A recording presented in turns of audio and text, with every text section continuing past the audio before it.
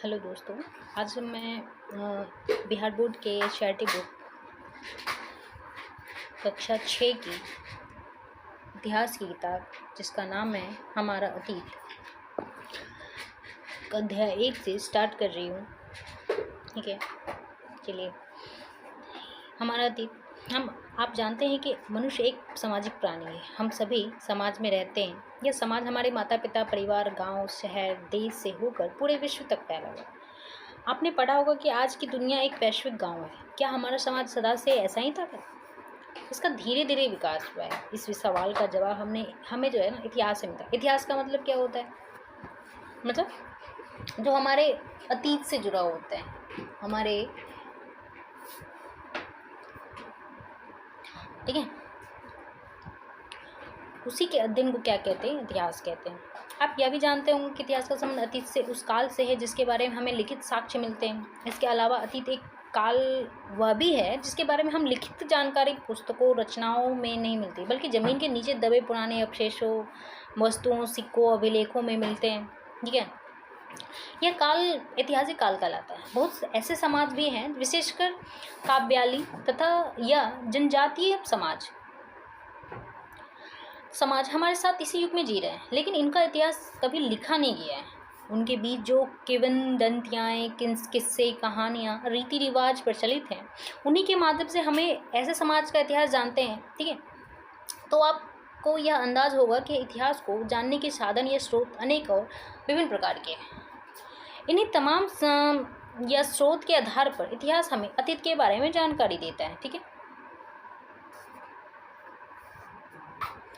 कैसे अपने जीवन की ज़रूरतें पूरी की, कैसे शिकार करके और कंदमूल इकट्ठा करके अपना भोजन पाया, कैसे खेती करना सीखा, गुफाओं से निकलकर मकान बनाकर उनमें रहना शुरू किया, कपड़े पहनना आरंभ किए, आग के उपयोग को जाना, औजार हथियार बनाए, दूरस्थ स्थानों तक यह यात्रा के लिए सवारी का उपयोग सीखा, व्यापार किया कि मुद्राएं उपयोग आरंभ किए, राज्यों और साम्राज्यों का गठन किया, उनका शासन चलाने के लिए नियम कानून बनाए, कैसे साम्राज्य संगठित हुए और धीरे धीरे बिखर गए, उत्थान और पतन का कार्य चक्र जो है किस प्रकार चलता रहा, इन सब बातों की जानकारी आप इतिहास से प्राप्त करते हैं।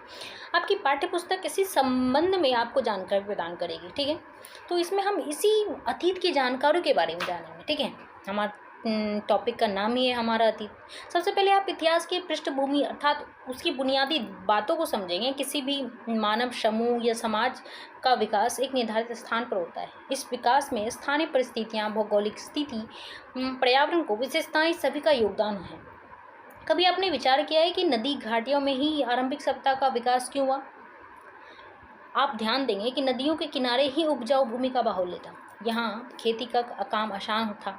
तो पहले सुविधाएं तो नहीं थी ना कि हम खेतों में दूर अगर खेती कर रहे हैं तो वहाँ पे पानी पहुँचाएं। तो ऐसे तो कोई सुविधा नहीं थी, इसलिए वहाँ के पहले के लोग जो है ना नदियों के किनारे ही खेती करने के वो सुविधा ढूंढते थे। ऐसे ही अनेक परिस्थितियां सभ्यता के विकास में सहायक होती है। पर्यावरण हमारे रहन सहन, खान पान, वेशभूषा को प्रभावित करता है। चूँकि आप भारत के प्राचीन इतिहास के बारे में पढ़ रहे हैं, इसलिए भारत में कहाँ कहाँ आरंभिक सभ्यताओं का विकास हुआ और वहाँ के भौगोलिक परिस्थितियाँ क्या थी, इसे जानने के लिए आपके लिए ज़रूरी है। ठीक है, फिर आप कालक्रम के संबंध में जानेंगे कि इतिहास की प्रक्रिया बहुत लंबे काल तक फैली है। सुविधा के लिए हम इसे छोटे छोटे कालों में बांट देते हैं। ऐसा क्यों किया जाता है, कि किस आधार पर किया जाता है, यह आप जानेंगे। फिर आप यह भी देखेंगे कि अतीत की जानकारी किन साधनों से आप प्राप्त करते हैं और तुलनात्मक रूप से इनका क्या महत्व और उपयोगिता है। हम इतिहास को इसलिए बांटा, जैसे किसी चीज़ को जानने के लिए ना।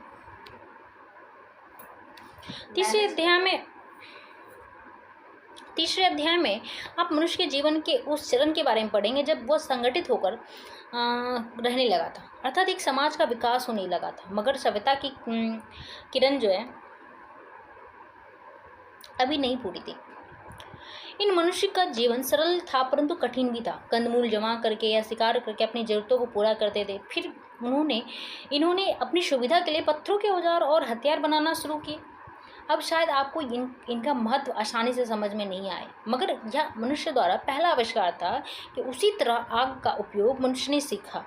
यह भी एक बहुत महत्वपूर्ण खोज थी, क्योंकि मनुष्य के जीवन में मौलिक परिवर्तन आया। अब वो अपना खाना पकाकर खाने लगा, आग से खुद को ठंड से और जानवरों से बचाने लगा। उसके जीवन का स्तर पहले से उन्नत हुआ। चौथे अध्याय में आप असंगठित समाज की जीवन शैली को समझ सकेंगे। खेती तो मनुष्य ने सीख ही ली थी। पशुपालन, व्यापार, यातायात में प्रगति आई। स्थिर और सुखी सुखी जीवन ने सोच विचार के लिए अवसर प्रदान किए। जीवन के अर्थ महत्व को समझने के लिए मृत्यु उपरांत जीवन की कल्पना करने की क्षमता की। मृतकों के दाह संस्कार के तरीके सोचे गए। ठीक है, मिट्टी में अब सबको गाड़ने की प्रथा चली, जिसके साथ इस युग में मिलने लगते हैं। 5वें अध्याय में आप हड़प्पा संस्कृति के बारे में पढ़ेंगे।